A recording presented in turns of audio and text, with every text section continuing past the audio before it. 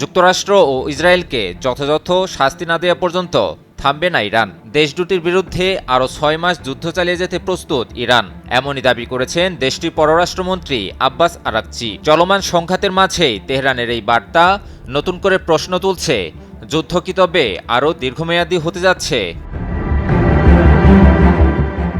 কাতার ভিত্তিক সংবাদ মাধ্যম আল জাজিরাকে দেওয়া এক সাক্ষাৎকারে ইরানের পররাষ্ট্রমন্ত্রী আব্বাস আরাকচি জানান, মার্কিন ইসরায়েলি বাহিনীর বিরুদ্ধে দীর্ঘ সময় ধরে যুদ্ধ চালানোর প্রস্তুতি রয়েছে তাদের। তিনি জোর দিয়ে বলেন, শত্রুদের নির্ধারিত সময়সীমার তোয়াক্কা না করেই ইরান নিজেদের রক্ষা করতে বদ্ধপরিকর। তার ভাষায়, যতদিন প্রয়োজন যুদ্ধ চালিয়ে যাবে ইরান।